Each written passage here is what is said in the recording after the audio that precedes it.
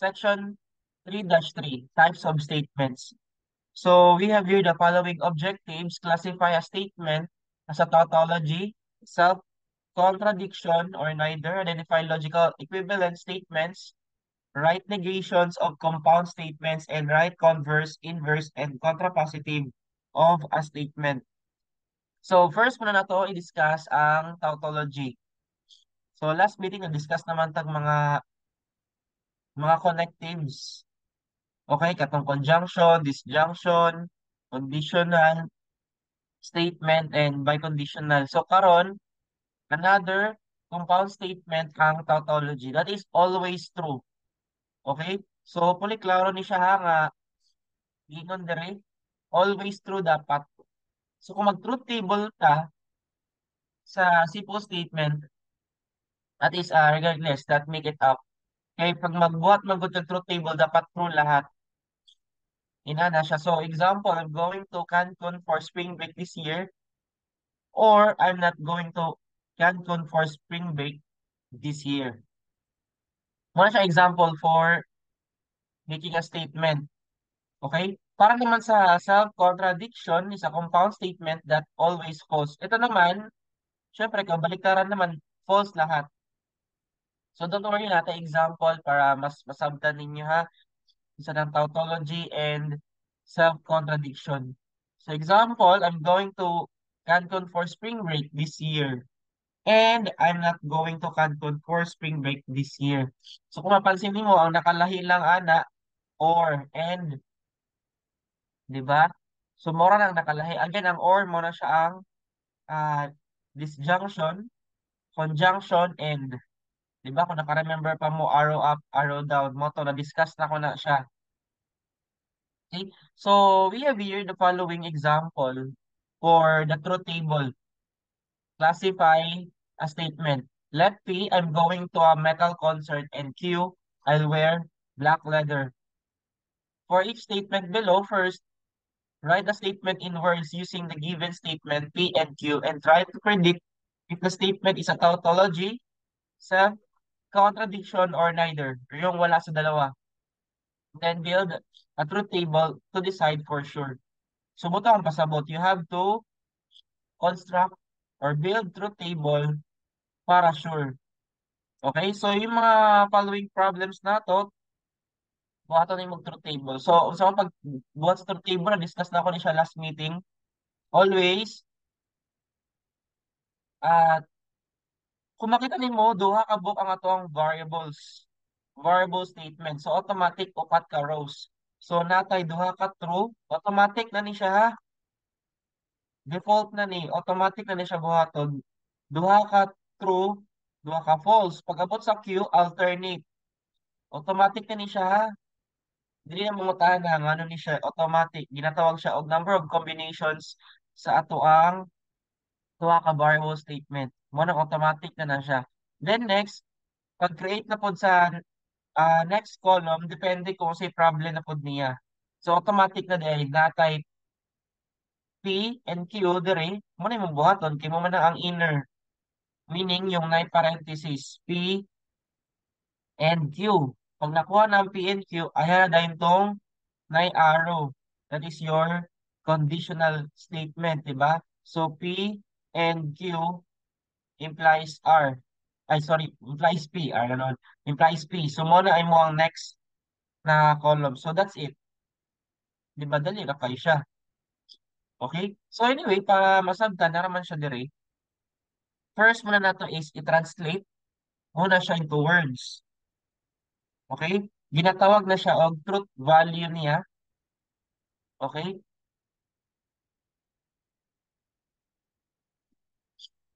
Isulat siya into words. So, ano siya pagsulat sa words? So, yun nga, discuss na ko na siya last meeting. Yung P, palitan mo lang ng I'm going to a metal concert. In a sentence naman good. From symbol to sentence naman ni siya nga conversion. And I will wear black leather. Pero na ay conditional. Subutan ka ni mong if then. Nakuha. Sige, para klaro, atong i-type dire. So, ni siya pagbuhat into sentence na amang good day conditional statement. So, unahan mo ang if. Na kay word niya if then. Nangay kama. Dayon ang if, maunay mo ang assumption. So, imo siya i-type, I'm going to a metal concert. And, na may word na arrow up, and man na siya. Di ba? Katong conjunction. I'll wear black leather. Then, na may word nga din, di ba? Kay tungod, kay implies P, mo na yung conclusion. Kay if then, di ba? So, then, ang P na to, I'm going to a metal concert. Sumunod siyang answer. Okay? Sumunod siyang answer sa letter A. Pero, dili po ta makatubag kung true ba siya or false. So, mo nang mag-build pod ka og truth table para sure jud ka. Okay? So, mo na siya ang mahitabo dayon sa next. Okay? So, mo nang answer sa letter A, gibuhatan siya og sentence and buhaton diay ni tapod nimo next og truth table para maklaro sa imo kung statement ba niya is always true or dili. What if sir lahi-lahi na true or then false? Dili true tanan, dili false tanan. So, ang answer is neither. Orto, di ba? So again, automatic na ni siya. And then, yun nga, na-mention na ako, you have to familiarize all the formula last meeting, kay dagan kitag formula sa truth table. So true and true, this is true and true and. Ang ibig sabihin ng and arrow up. Okay? True and true, true. True and false, false and true and false and false, false lahat. Pag-abot dahil sa implies P, meaning, mugamit ka sa formula ng conditional statement. So, kani magtanahon, kani, o kani. Okay? So, true implies true. Kani siya, true implies true, true. False implies true. So, ibig sabihin, inani siya ang pagsulat. False implies true. True ang answer. Okay? Kani man gud ang ato assumption, kani ang conclusion, di ba? So, false implies true. Ina na ko pagbuhat ang arrow padulong ang sa conclusion. Kay mo man ang P, di ba? False implies false, true. Then the same yapon, false implies false, true. So as you can see, pag true lahat, automatic, make a conclusion na tautology. Hindi pwede nga truth table lang yung binigay mo sa model, walang conclusion, wrong jud na. -1 sa points. So make sure you have a conclusion once you're done sa pag-construct ng truth table. Okay? So your answer here is tautology. So hopefully clear tayo ha. Okay, next. Another example sa letter B. Ano yung sinabi? Balik ka dire. Okay, kani. Medyo challenge siya, di ba? Kay pag buhat mo kang statement. Di ba? Murag taas-taas ang sentence ang pagkabuhat ni mo, ani. Na naman kay idea, unsa ng P at saka Q. Giingon naman dire. Di ba? So, ang answer, ani, naara dire. Kung sa i-proceed. So, ang answer, ani, dali ra pud kayo. Igor mo siya i-substitute ang mga words sa P and Q. So, ingon siya dire, I'm going to a metal concert mo na ang P, di ba? And, o morning end. Ang Q, I'll wear a black leather. Kama dayon. Para sa next. And na sad. Nakuha ang word by word. Dali ra kayo ni siya. Dili kayo siya lisod. Then, I'm going to a I'm not. Na yung word nga not because of a negation. Negate P. Nakuha. Negate P. Kani, I'm not going to a metal concert. And, na yung word na and, I won't. Kasi katong Q na to kay I will. Where, di ba? So pag negate, I won't. na dayon. I won't wear black leather. So, ingon siya dire sounds contradiction. Tanaw na to sa iya ang truth table. Kay dire kay nag ano lang ta, write in a statement. Symbol to statement. So, para pagbuhat sa truth table, medyo challenge of course. Taas-taas yun ang solution. Kay daghan man kayong mga variables. So, pag magbuhat ng variables, automatic create P and Q. Pag makakita kag negate P and negate Q, mo na dayon na imong ibutang dire. Automatic na na siya ha. Pag makakita kag P, negate P o negate Q, automatic ibutang dire sa next column. Next, unaha sa mga nasa parenthesis. Yun sa loob ng parenthesis. So P and Q isulat dire, not P and not Q isulat po dire. Pag nakuha ni siya ang result ani, automatic ang kanan na dayon. Ibutang na dire sa next, sa last column. Nakuha siya ang pag-construct. Importante man gud ang pag-construct ani. Kay pag naikulang, dili mo ko ang final answer. So, this is very important nga ma-set up nimo lahat. Okay, so proceed ta sa P. Pag negate P nimo, automatic opposite lang. So, that is false, false, true, true. The same gyapon sa Q. Negate Q. Diba? So, sa negate Q, opposite ra pud niya. Diba? So, kung tanawin nimo, false, true, false, true, false. May mo siyang false, true, false, true. Opposite lang. Okay? How about this one? Conjunction. Na-discuss na ko na siya last meeting ha. Hindi na ko i-discuss karon. Make sure you're familiarized na dapat sa mga formula niya. So, P and Q, this is, dili ka tanaw, kay P and Q kaya. So, true and true, true. Di ba? True and false, false and true, and true and, sorry, false and false, false lahat. Kaya pag na isa ka false, false manggod lahat. Mo man ang end. Mag-true lang siya kapag true ang dalawa. Yun lang. Pag may nag-false sa isa ka statement using the end, false na dayon lahat. How about this one next? Natay end. So natay false and false, false and true, true and false, false lahat. Kaya sabi ko lang, dili ka tanaw ha, kay natay not P and not Q. Dili tanaw nga table. Pero dire, true and true, this is end, true dahil ang answer. Nakuha siya. So mo na, familiarize jud tanan mga truth table kay mo man jud ang manggawas.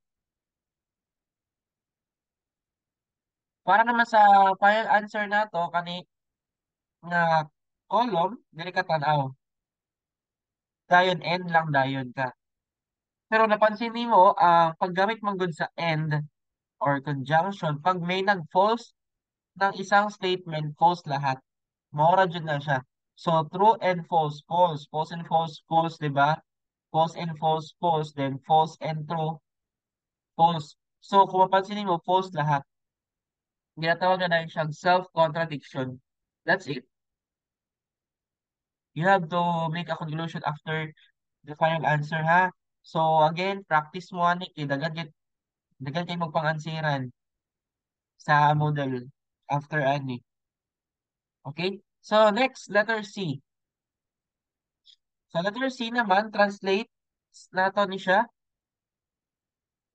Kanina naman tayo statement, P or Q implies Q. So, naman tayo implies or the conditional automatic if then dayon ka. If dayon then. Ang then kay kung asa ang arrow, mo na siya ang conclusion. Di ba? So, P or Q. So, kino ni mga ibutang diri? If I'm going to a metal concert or, mo na mong arrow down, mo na mong or, di ba? Kaya I'm going to a metal concert, mo na mong P. I wear a black leather, mo ng Q. Di ba? So, mo rin mo, sakto na rin mo siya translate. Dayon, ang conclusion, then, comma, butang na mo, comma, then, I will wear a black leather. That's it. Diba? So, dali na kayo siya pag-translate into words from symbol. Next na to is, convert mo siya, ay, construct mo yung truth table. So, this is now the truth table. Para ani nga problem, dali ra kay siya. Okay? Dili ka magbutang og negate Q, negate P, ha? Kay basi na yung mga estudyante pataka ara po. Dili na, no need na magbutang og another table og negate Q, negate P, no need na. Wala siya nga naman, kay wala man gingon sa given na to, ha? Wala man makita dyan. Okay, nag-remind lang ko kay para dili mo ma-confuse. Ang pag-construct lang is kung ano yung binigay dito or yung given na diha. Okay? So P or Q, mo rin magbutang nila eh. Yung pag nakuha ni mo ning answer kanina sa parenthesis, kanina dahil tanan para sa next column nimo. Inato ra. No? Mga four columns lang, that's it. Okay? So, automatic na ni siya. Ang pag-construct sa PQ, proceed ka sa P or Q. Pag or manggod, okay? False lang siya pag ang duha, false. False or false, false. Okay? Kay either manggod di siya or either. So, true or true, true, di ba? Naka-remember pa mo. Or ang atong ginagamit diri ha. True or false, true. False or true, true. Ma-false lang siya kapag ang duha ka statement nato false. False or false. So, false na siya. Okay? So, next naman, since nakuha naman nato ni, gamit ang conditional dahil sa P. Kani, ay sorry, sa Q. Dili ka tanaw. So, ang arrow niya padulong sa Q. So, true implies true. True, of course. So, may issue ana. True implies false. Ina yung pagsulat. True implies false. Ang arrow padulong sa false. Ang answer na kay false. Muna siya ang bantayanan ha kapag conditional. True implies true, true. False implies false. Or if false, then false. The answer is true. Na-discuss na siya sa ato ang ano ha, last meeting na conditional statement. Okay? So, true ang answer. So, muna ningon ko sa inyo, daghan kayo mong i-familiarize, daghan mo i-memorize ng mga formula sa truth table. Kaya discuss na ako na siya last meeting. Proceed dapat ang next topic. So, familiarize dyan ka na ha, kay daghan kay truth table dyan, daghan kayo mong bantayanan or ating manon ng mga formula. So, as you can see, hindi siya true lahat, okay? Nor false lahat. So, ang answer ni mo is neither. Okay? Neither tautology nor self-contradiction. Muna siyang answer. Okay? So, next topic na to is what we call the logical statement of two compound statement that is logically equivalent, even only if they have same truth values. The symbol for logical equivalent is this one. So, mura siyang equal, no? Pero tatlong dash na siya. So, pag makita mo tatlong dash, tinatawag na siya og logically equivalent, meaning, pag mag-construct na ka ng truth table, make sure parehas sila. They are the same. So, example, lahat ay duha ka box statements, P implies Q and not P or Q. So, you have to construct truth table and then i-check mo kung parehas ba sila. As in, pareha ba? So, matawag din mo siya og logical equivalent kapag identical. Pag hindi, example, true tanan ng isa kay dili pareha, so not logical equivalent ay mo itubag. Okay? So, as you can see, automatic na ni, nakakita kag negate P, so mo na imong next column dera. Then mag-create ka og P implies Q, not P or Q. So, ang not P, dili ka tanaw, not P. True, true, false, false.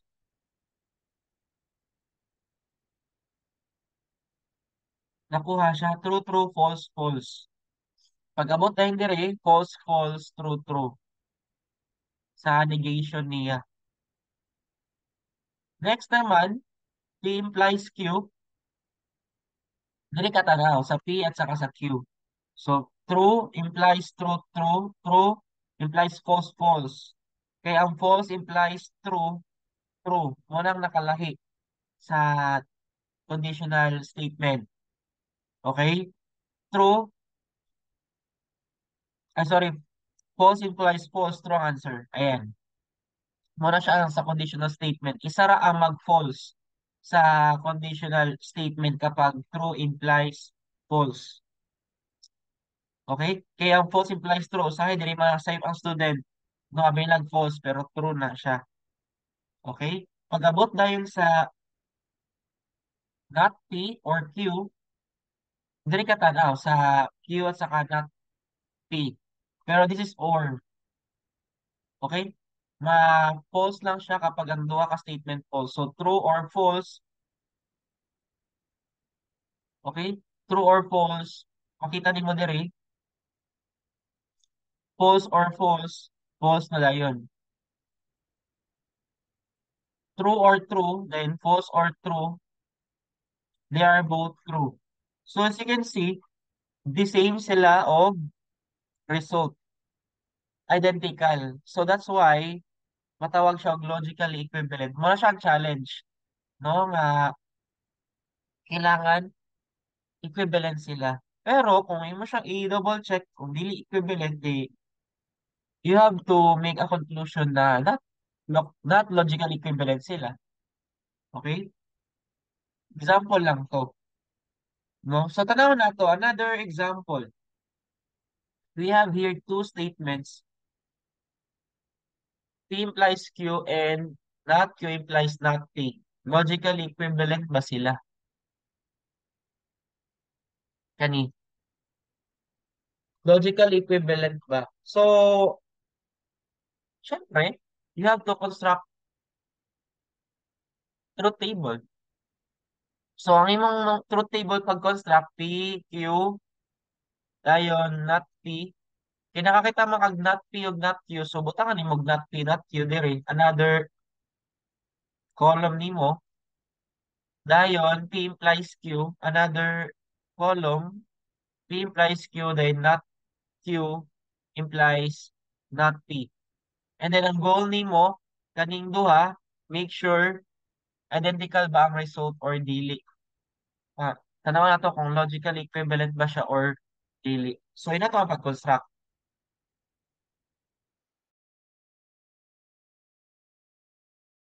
Okay, so dirita next sa ato ang pag-construct sa truth table for the statements. Yun nga, kasabi ko lang, muna siyang kinahanglan, P and Q. Dayon pag negate P and negate Q, kabulo na mo aniha, opposite ra ani, true, true, false, false, so false, false, true, true, false, true, false, true. Para naman diri, P implies Q. Sa P implies Q na to, inato ra, true implies true, true, true implies false, false. Okay? And then, false implies true, then false implies false, true. Okay? So, nakuha siya. Ang discussion nato.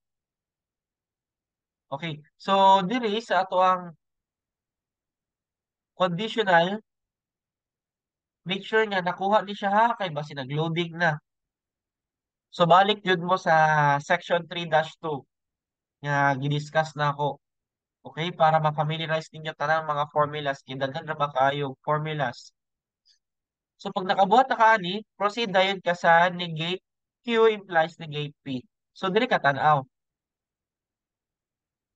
Okay? So, yung arrow, padulong siya sa negate P. So, false implies false, true. True implies false, false. Di ba? Murag gyapon akong gibuhat. True implies false. The answer is false. Sa conditional statement na. False implies true. True na yun. Okay? Pag false implies true, the answer ana ay true. Dayon, true implies true. True dayon. Nakuha siya. So, you're done. As you can see, sa result nato dire, they are the same. So, your answer here, they are logically equivalent sa result niya. Okay? So, next, suppose we let P, John's salary level is below the poverty line. Q, John qualifies for a food stamp. So, kung gamito na nimo ang conditional statement P implies Q. So, ano pagsulat sa words ang P implies Q? If John's salary is below the poverty line, then, like word niya then, he qualifies for food stamp. Okay? And then, how about this one? Negate Q implies negate P. Reads, unsa ano siya pag-translate to words or statement? If John does not qualify for food stamp, mo man na imong Q. Then his salary is not below the poverty line.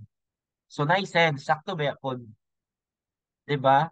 So kaning mga gibuhat nato sa mga conditional statements, inatora, okay? Pag translate to words, okay? So make sure klaro niya kay naghatag mi og exercise 11. So kailangan kabalo mo mag-convert from symbols to statements. Given naman ni siya, ihatag naman. Igura ni mo siya i-translate. Okay? So next, ang De Morgan's law for logic. So we have here the statements. The negation of the statement P or Q is logically equivalent to ato ang diri. Okay? So diri sa ato ang next negation of the statement P and Q is logically equivalent to negate P or negate Q. Okay? So na-gets na ni siya ha. Unsa nang logical equivalent dapat na-gets. Meaning, they are equal. Equal, okay? The same sila ang result sa ato ang truth table. The same ani. P and Q equivalent, logical equivalent sa negate P or negate Q. Okay? That is a similarities between the De Morgan's law for the sets and De Morgan's law for logic. Okay? Na-discuss naman nato ng De Morgan's law sa prelim. Kung naka-remember pa kayo. Dapat tayo De Morgan's law for logic. Okay? So, diri, sa ato ang De Morgan's law for logic, kung naka-remember pa mo, A union B, complement. Di ba, pag complement naman, change man ni siya, mahimo siyang intersection. Then, complement dahil sa A ug B. Okay? The same gyapon diri, A intersection B complement. So, ma-change ang ato ang intersection, mahimo siyang union. Okay? Then, complement dahil sa A ug B. Okay? So, tanaw na to, how to use that for logic, ang De Morgan's law. It is often used to write the negation of the conjunction and disjunction. For example, the negation of the statement, I will go to work or I will go to beach. So, natay statement dere. Okay? So, natay first statement, I will go to work, natay word nga or, I will go to the beach, muna yung second statement. Kung mo siyang i-negate, hingan mo siya dere i-negate. So, I will not go to work and I will not go to the beach. So, ibig sabihin, yung word na or, Hinahin mo siyang end, nakuha siya.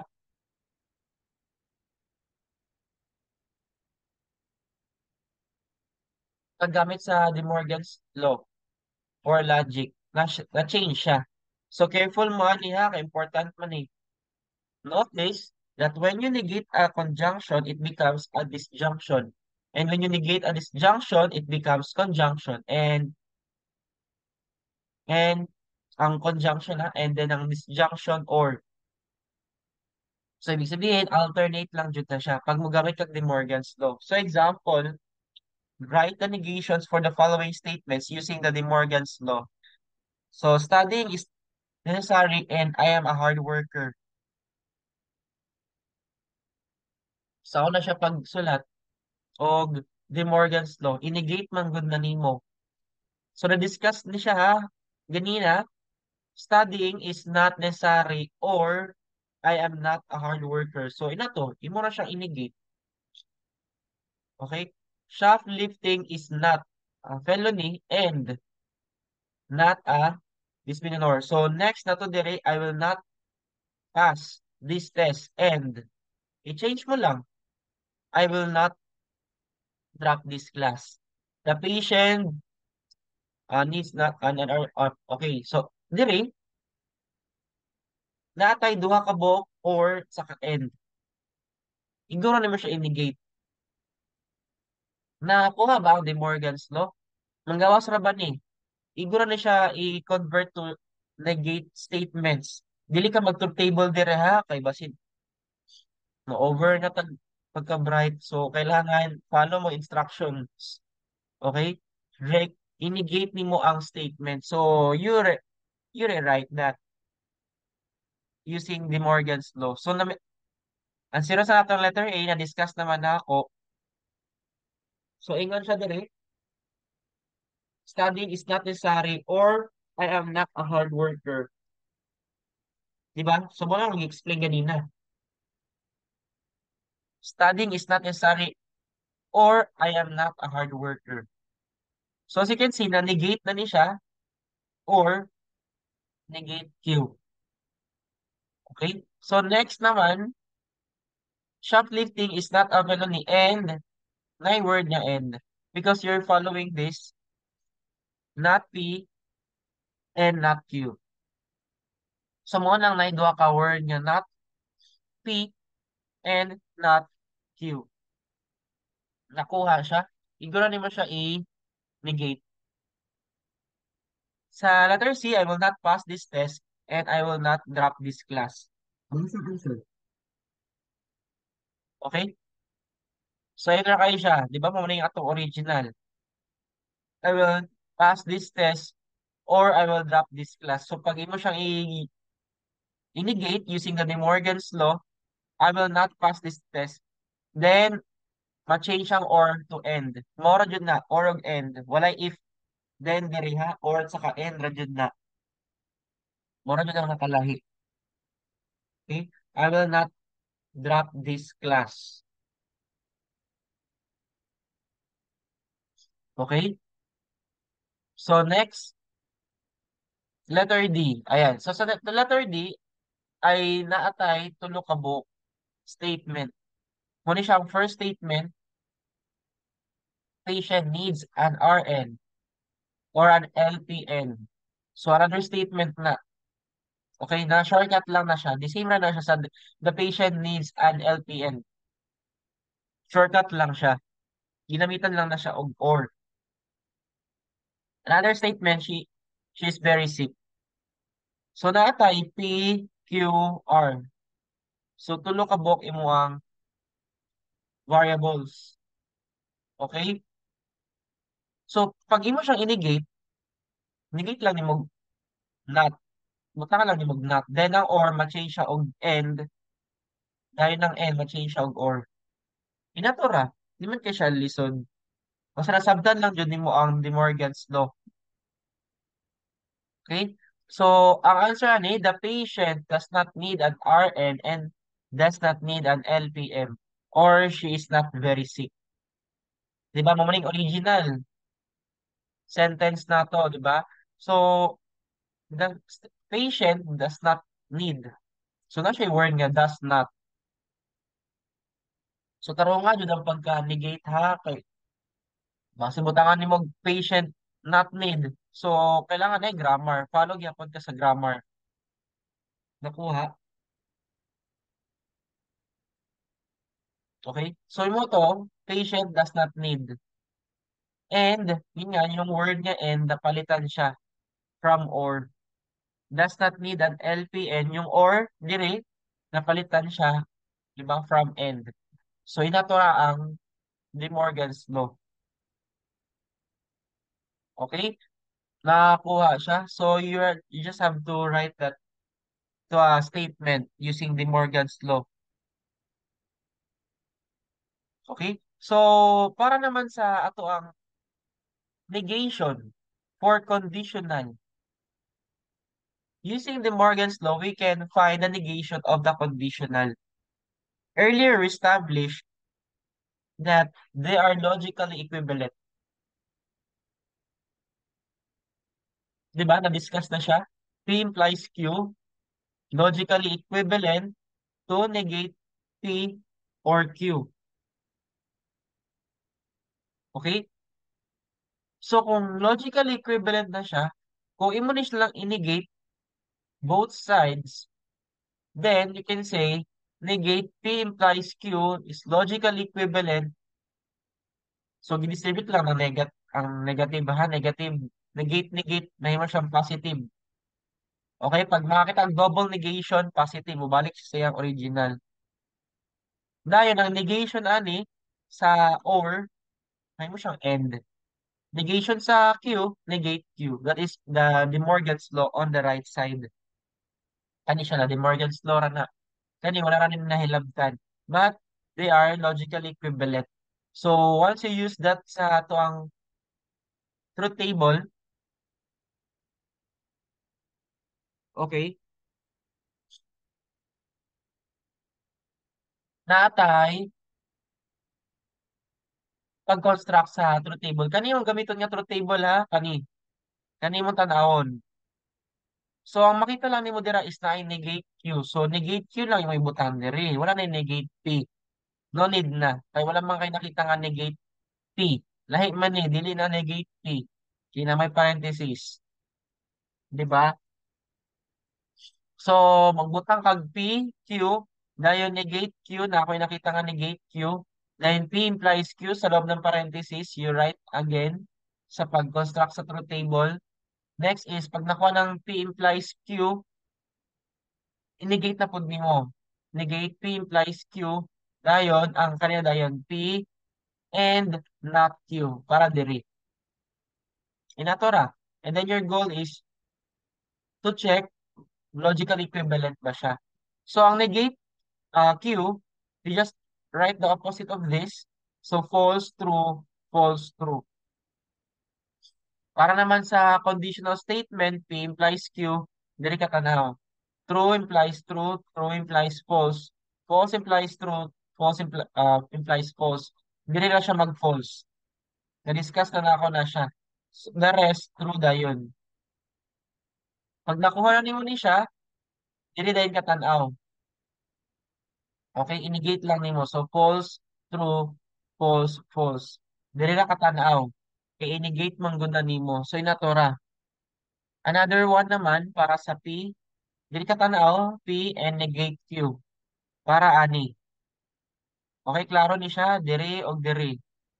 Diri, dira katanaw. Para maka-answer ka.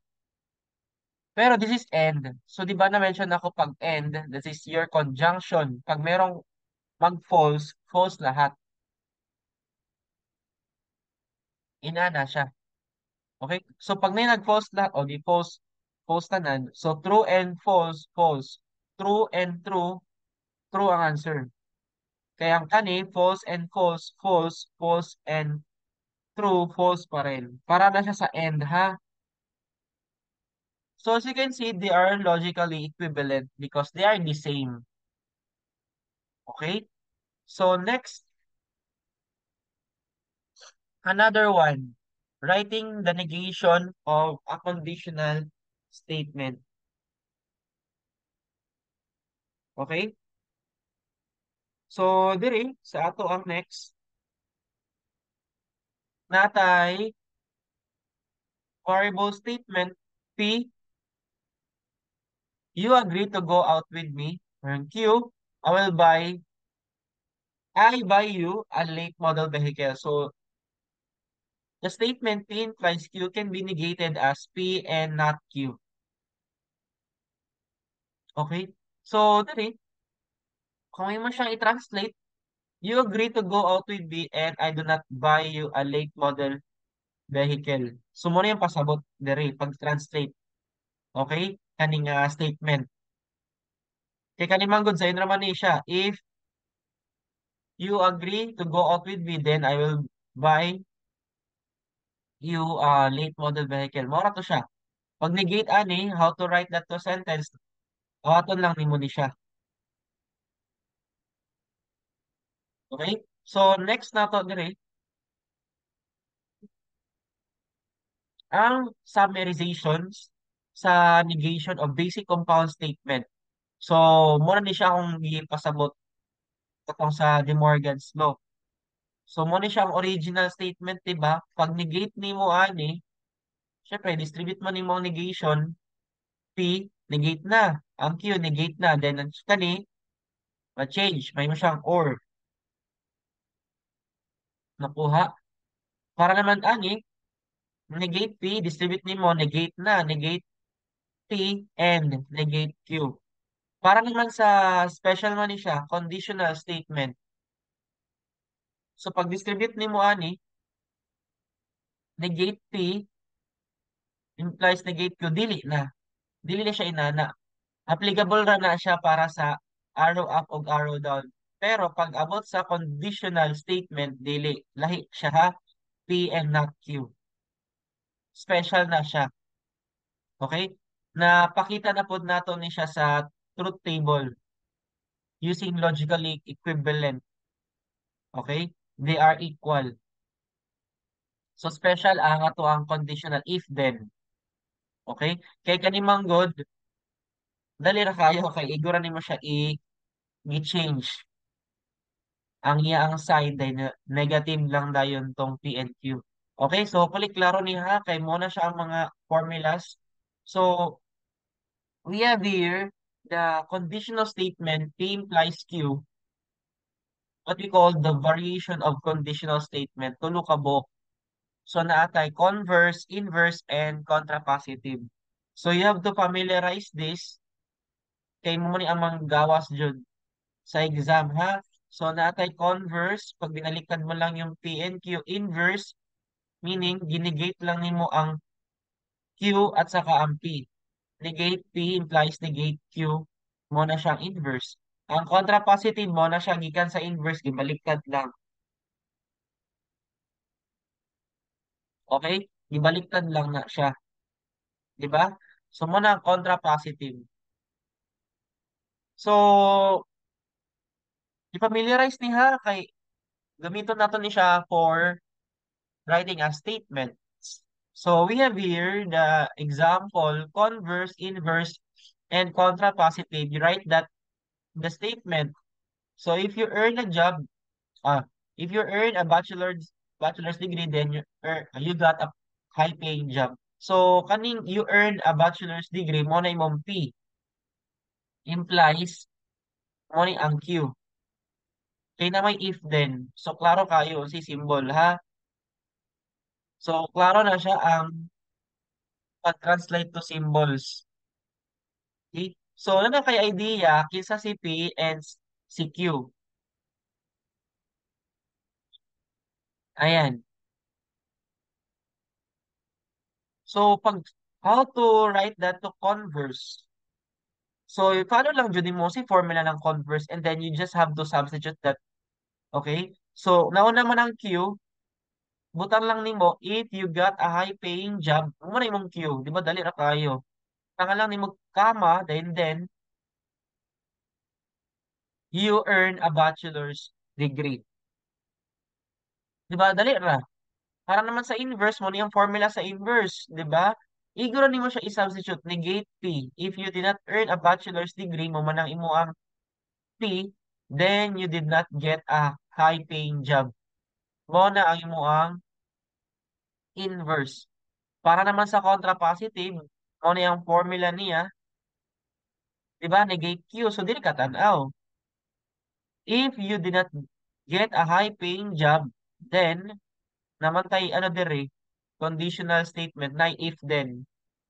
Mora jud na if then ra na ha, para sa inverse, converse, contrapositive. Mora na siya, para na siya sa conditional statement. Hopefully, klaro na siya ha. Wala kay madungog dira nga or and walang ganun. Okay? Para sa ato ang converse, inverse, contrapositive. Then, butang nini mo dire, you did not earn a bachelor's degree. Para sa negate P. So, dali ra siya. Okay? So, i-consider nato ni, natay another example.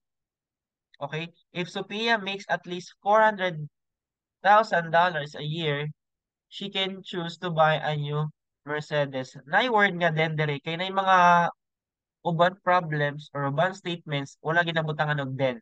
Pero klaro kayong nay kama, so automatic, this is the Q. Ito yung Q. Sophia makes at least $400,000 a year. Mo na ang P. Naman ko yung if. So, klaro na na then dira. Okay?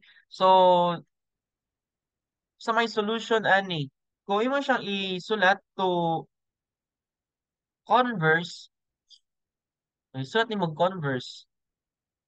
Make sure familiar pa sa converse ha. Q implies P. Converse. Q implies P. So, ibig sabihin, if Sophia choose to buy a new Mercedes, then Sophia makes at least 400,000 a year. So, mo ang formula sa converse. Okay? So, ina to. May, kay ang pangutana diri, write the converse. Converse naman ang hinahanap. Okay? You don't have to answer the inverse and contrapositive. Depende man kung sige pang ayo sa problem. You just have to write the converse. Nakuha siya. So, Q implies P ra jud to. Okay? So, muna siya. Hindi lang ko ni basa ng uban ha. Kaya gi-explain lang ko daniya. Okay? Another forms for the conditional statement, since we run in a conditional statement, so it's useful to be able to recognize them when words other than if then are used. So here are the ways that can be stated for conditional statement. So nangyun nga, na-mention na ako, P implies Q. So ayun ka-confuse anihan. Ang ibig sabihin lang nito is maraming pwedeng words na pwede state na to ang conditional statement. Di ba, na-discuss na ko last meeting, pwede na siya i-mention or kung saan ni pagbasa ani. Di ba, if P, then Q. Pwede siya pagbasa, P implies Q. P is a sufficient for Q. P only if Q. Q if P. Q is necessary for P or all P are Q. Pwede inana ang pagbasa. Mo nang usahay kabantay mo pag-ingon ko P implies Q. It's just the same as P implies Q, ani nga symbol. Okay? There, yun lang. Yun lang na-mention lang niya. Yeah, there are so many ways to say that to words ang kaning mga symbols. Make sure lang, ma-identify lang nimo kinsa ang antecedent and consequent. Ang antecedent mo na ang assumption, consequent yung conclusion niya. Okay? So, diri, we have here, write that into a symbol. Okay? Symbol ang hinahanap ha. Dili ka mag-talk table diri. So, follow instruction jud ka. So natay P, a building uses solar heat and then ang Q nato pay less for electricity. Mo nang P and Q. So na natay letter A, how to write that into symbol. If a building uses a solar heat, o mo na imong P, the owner will pay less for electricity. So the answer is P implies Q. Nanay then deri. no? Naka-hide lang siya pero na may comma. So automatic na siya. Your goal here is just write that into a symbol lang. So correct na kapag nakuha na mo ni P implies Q. Letter B, using less electricity is necessary for building using solar heat. Okay? So si pasabot ana nato yung word niya is necessary for building a solar heat, no? So Q implies P. Ang answer kung tanawon nimo, okay? Q is necessary for P, no? Mo na yung gingon niya dire. Or P implies Q. Di ba kabantay ka na una man ang word nga Q dire, di ba? Pero naingon siya dire is necessary. So mo na imo ang Q. Pero siya ang conclusion, building using solar heat. So P implies Q ang answer ana. So mo nang ningon ko, you have to familiarize also kaning diri. Q is necessary for P. So kung mo siya isulat into symbol, P implies Q. Nakuha. So mo nang letter B. Letter C, a building uses solar heat only if. So P implies Q gyapon na. Only if.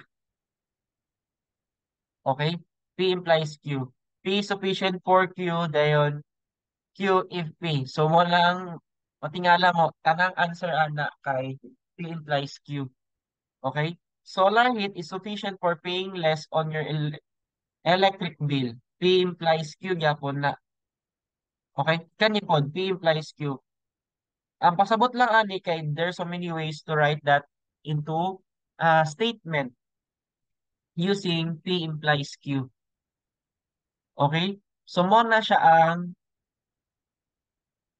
from A to E. Okay? So actually we're done. Okay? So again, you have to read all the PowerPoints na mga nabasa na ko ha, para maka-advance study mo. Okay? And